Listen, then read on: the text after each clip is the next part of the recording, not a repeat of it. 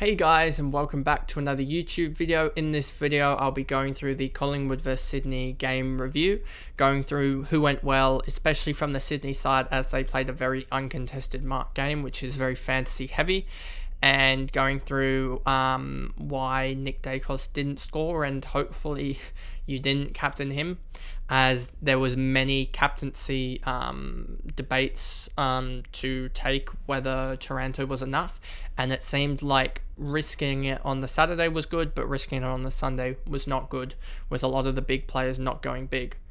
So before we get into the video, remember to like and subscribe, turn the notification bell on so you know when I upload, and let's get into the video. So as you can see here, Collingwood didn't have many big scorers. I mean, 92 is their highest, but when you win the game, it doesn't really matter. Pendlebury 92, just an all-round type of score from him, but not good enough to have in your team, as he doesn't seem to have the volatility. No one in Collingwood I really like, especially like we saw here. Quaynor was second highest, Adams was third highest, Frampton was up there as well. That's mostly because to be honest with you, Ladham's had a really bad game, and hopefully Hickey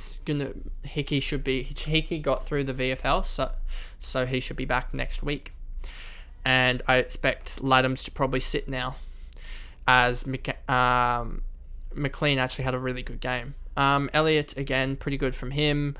DAICOS got locked down, but then in the last quarter started to get a lot of disposals and really started to, I guess, dominate. But I mean, an 84 from him is what his lowest score of the year, and it would have been by quite a margin if they decided not to. I guess they sort of let go of the tag in the last quarter, which was really weird. And you know, for DAICOS to have 5 tackles in a game shows that they didn't really give him anything, one singular mark, and I'm pretty sure it was straight out of a kick out. So for him to only have 1 mark and 5 tackles is pretty evident that they sort of just let him, they sort of put a really good tag on him, and he could have honestly scored about 50 that game. He looked that uninfluential, even though, I mean, they won in the end, but it was more due to Frampton. Quaynor was huge in that game, I thought, and Will Hoskin-Elliott kicked 5 in the end, so he was really big. Was it him or was it Myercheck that kicked 5? 1, 2, 3. No, it was Will Hoskin-Elliott that kicked 5, wasn't it? What? I swear Myercheck kicked 5, and they're just not here. Wait, 1, 2, 3, 4, 5. Yeah, Myercheck kicked 5. It was. I get those two confused all the time, to be honest with you. Crisp, DAICOS had a down game. Mitchell, Moore was really good as a defender. DeGoey, outside of that goal that he kicked here, would have had a 50 game. So yeah, that was another pretty poor game. Cox looked really dominant as just a tall, as he had Blakey on him. Even though Blakey had a really good game, it was just he couldn't really handle Cox overhead, which is understandable. Murphy, Maynard, Johnson, Ginnivan came on and actually had an impact. He was pretty annoying in the last quarter, and probably actually one of them he actually probably deserved a free kick, even though it was he ducked a little bit, but he didn't. His height was lowered, but it wasn't like a big intentional duck. He was just trying to boost out of a contest, and I think the Swans player who tackled him would have got him high anyway, even if he was completely upright. So I mean, and I don't think it was his intention to fully go sideways, so I thought he probably deserved a free kick and a shot on goal. Markov, McCreary, Hill, and then we moved to Sydney, and it was the Errol Goulden show. Even an 8-point last quarter, and he still got 161.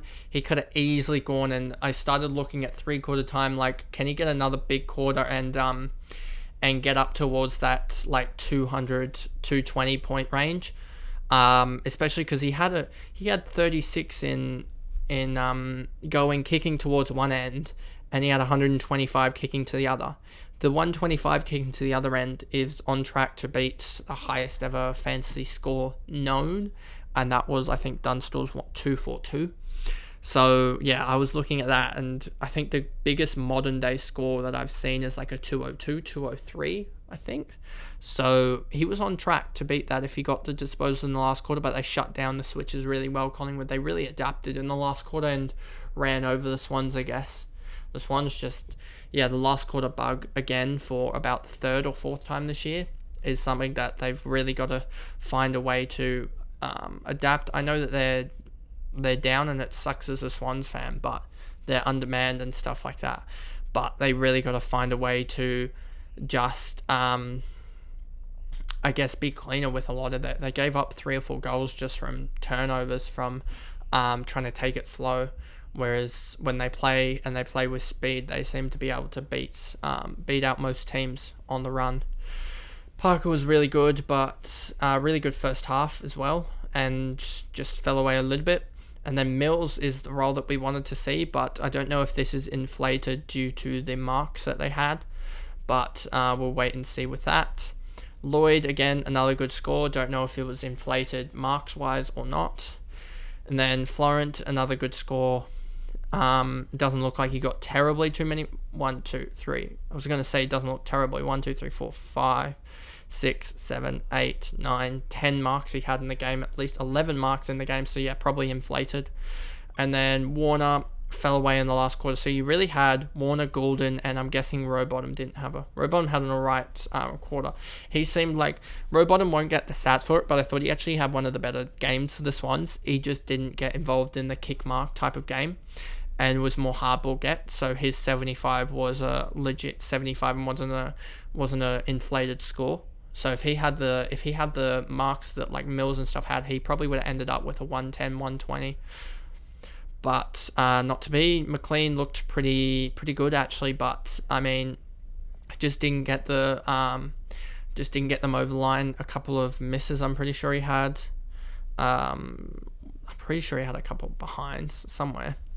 But yeah, just in the end, the Swans were pretty inaccurate, and that's what cost them in the end. They probably could have easily kicked 12 goals 6 and won the game, but I mean, what can you do?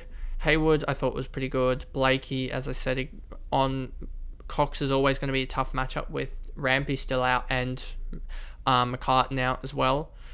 And then McDonald was alright again, but nothing in the first quarter from him, basically.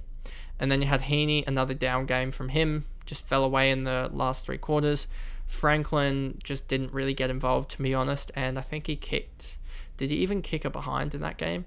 Yeah, he kicked 1 behind, but he could have won the game for the Swans, to be honest, if he'd got going, but not to be. Cunningham, again, another down game. Clark kicked a goal early on DAICOS and looked to really spark them, but, I mean, that whole kerfuffle that it was in that, the umpire gave a pretty easy or... like prohibited contact, and then when the Collingwood guy does it, it's fair game. I thought was pretty just useless from the umpire, but what can you do? They're gonna miss calls, but the calls that they missed were pretty pathetic, to be honest, especially in open play without anyone surrounding the contest. Like, for them to miss a call is pretty bad, but there'll be no umpire accountability in this game because that's how the AFL runs these days. Then you have Campbell. I thought he made a lot of game-changing tackles and plays. Especially, he stopped at least 2 or 3 goals where Collingwood had a man over them, a one-on-one, and he would go off his man and spoil or just cause a contest that would cause 2 or 3 goals to be stopped. McCartan was all right, but didn't really do much. Didn't really had to do much. Laddams was injured and then kicked this behind here and didn't really do much. Francis missed a couple of set shots, which really killed the Swans. And then Papley was basically non-existent, and Sheether did his ankle. So that's the review there. And we'll go back to the main screen. So yeah, that's the review of the Collingwood-Sydney game, and I'll see you guys in another video. Thanks, guys. Goodbye.